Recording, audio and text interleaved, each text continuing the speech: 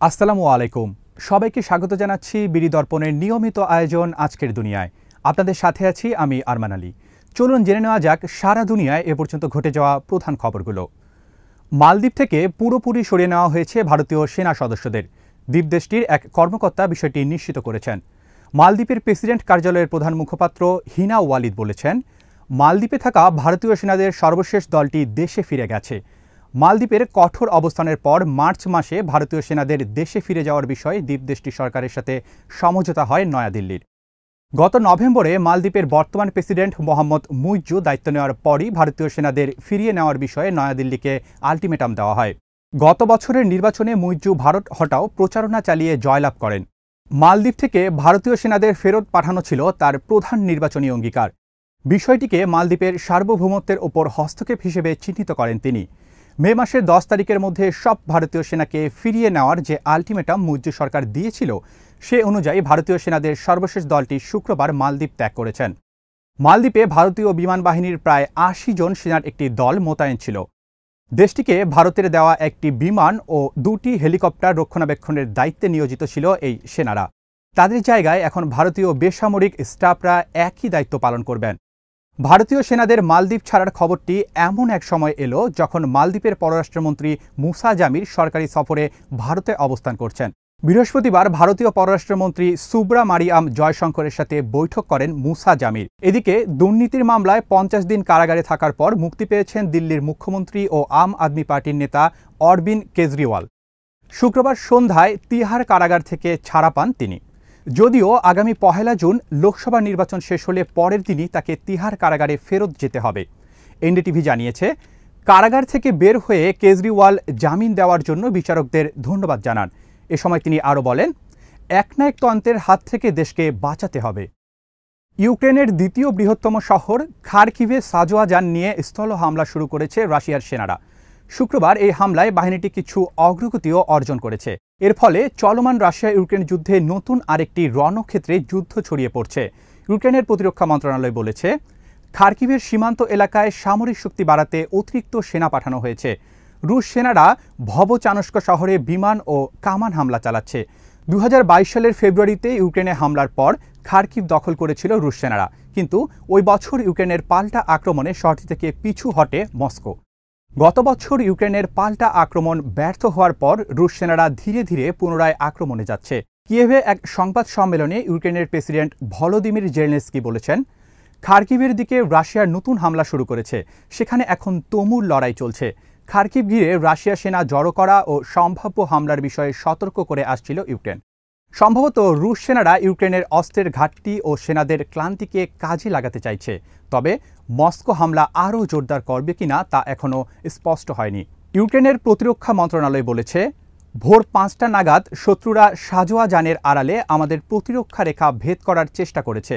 এখন পর্যন্ত এসব হামলা প্রতিহত করা হয়েছে, তবে লড়াইয়ের তীব্রতা বাড়ছে। খারকিভ অঞ্চলের গভর্নরও লড়াই অব্যাহত রাখার কথা জানিয়েছে। নাম প্রকাশে অনিচ্ছুক ইউক্রেনের সেনাবাহিনীর এক সিনিয়র সূত্র বলেছে, ভবচানস্ক সীমান্ত রাশিয়া প্রায় 1 কিলোমিটার এগিয়েছে। রুশ সেনারা 10 কিলোমিটার গভীরে পৌঁছাতে চেষ্টা করছে। তারা একটি বাফার জোন তৈরি করতে চায়। কিয়েভের সেনারা তাদের প্রতিহত করার চেষ্টা করছে। যুক্তরাষ্ট্র বলছে, গাজার যুদ্ধে আন্তর্জাতিক মানবিক আইন লঙ্ঘন করে মার্কিন অস্ত্র ব্যবহার করে থাকতে পারে ইসরায়েল। তবে তারা এ ব্যাপারে নিশ্চিত নয়।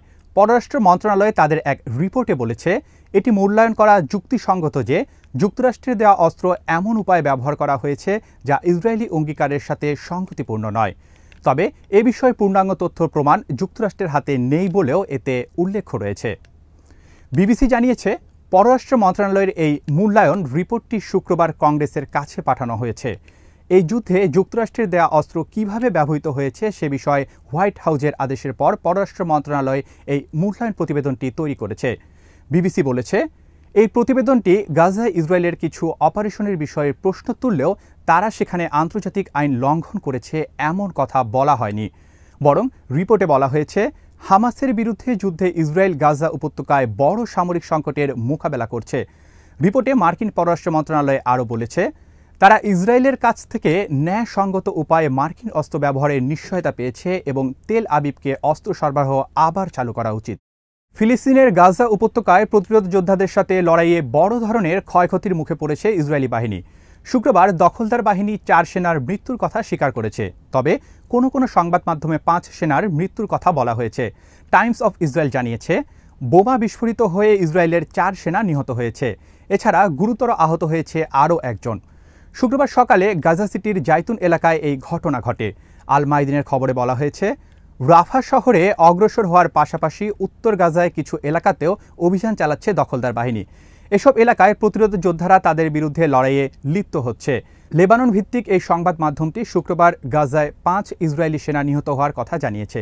ইসরায়েলি প্রতিরক্ষা বাহিনী প্রাথমিক তদন্ত শেষে জানিয়েছে, আল জাইতুনের একটি সরু গলিতে বোমা বিস্ফোরিত হয়ে এই 4 সেনা নিহত হয়। তারা একটি স্কুলে হামলা চালাতে গিয়েছিল। এই সেনাদের কাছে তথ্য ছিল হামাস সেখানে নিজেদের কার্যক্রম চালাচ্ছে। যেখানে স্কুলটি অবস্থিত সেটির পাশে একটি সুড়ঙ্গ ও অস্ত্র পাওয়ার দাবি করেছিল ইসরায়েল।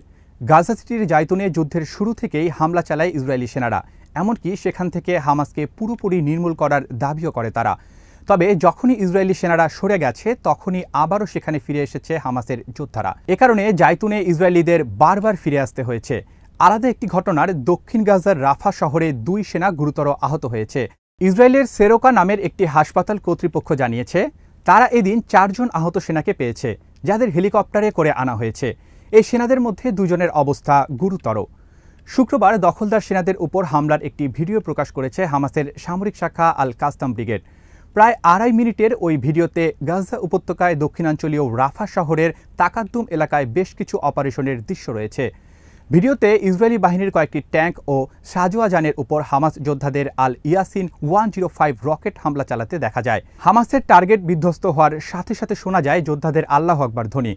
একটি বাড়িতে অবস্থান নেওয়া সেনাদের উপর হামলা করা হয়েছে। এছাড়া হ্যাভি ক্যালিবারেট মেশিনগান দিয়ে দখলদার সেনাদের উপর গুলি বর্ষণের দৃশ্য রয়েছে ভিডিওটিতে। ইসরায়েলি টেলিভিশন চ্যানেল 14-এর এক রিপোর্টে বলা হয়েছে, হামাস যুদ্ধের শুরুতে যেভাবে ইসরায়েলের উপর রকেট হামলা করত, এখনও ঠিক একই শক্তিতে হামলা চালিয়ে যাচ্ছে। বীরশেবা এলাকা থেকে চ্যানেলটির প্রতিনিধি বলেছেন, হামলার ধরন প্রথম যুদ্ধের দিনগুলোর কথা মনে করিয়ে দিচ্ছে। হামাসের সামরিক শাখা আল কাসসাম ব্রিগেড জানিয়েছে, তাদের যোদ্ধারা শুক্রবার সন্ধ্যায় ইসরায়েলের বীরশেবা শহরে বড় ধরনের রকেট হামলা চালিয়েছে। রাফা সহ পুরো গাজা উপত্যকায় গণহত্যার জবাব হিসেবে এই হামলার কথা জানিয়েছে গ্রুপটি। এদিন বীরশেবা শহর লক্ষ্য করে 2 দফা রকেট হামলা চালিয়েছে আল কাসসাম।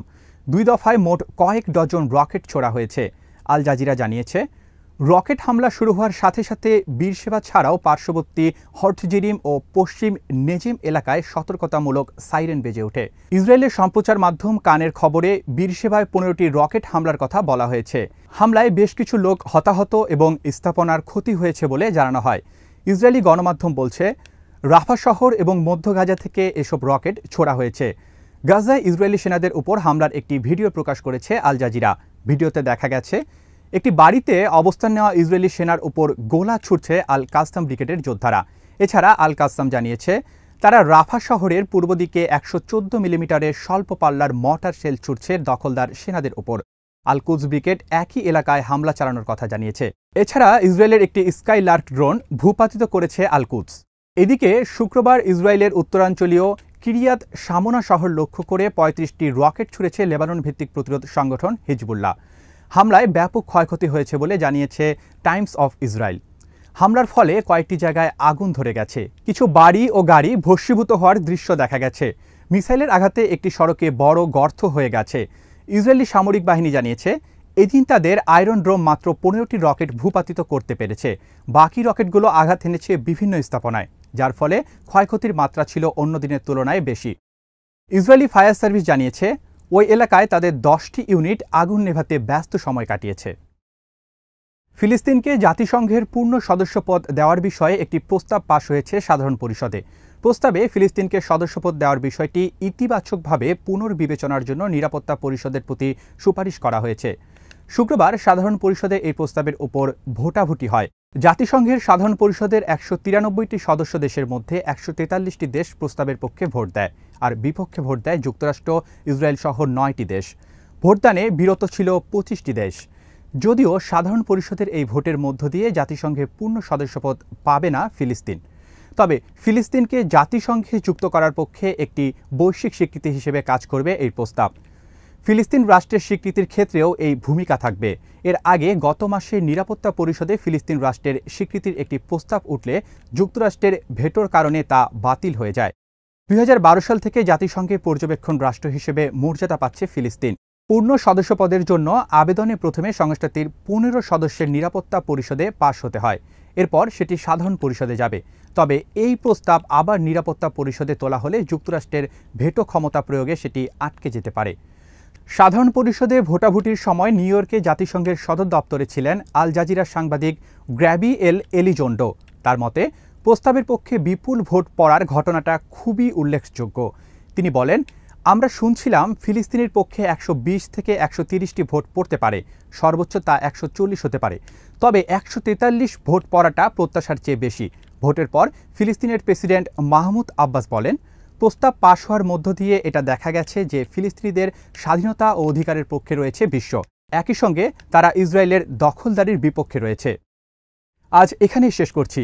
সবাই ভালো থাকুন, সুস্থ থাকুন আর দেখতে থাকুন বিডি দর্পণ। চ্যানেলটি ভালো লাগলে সাবস্ক্রাইব করুন।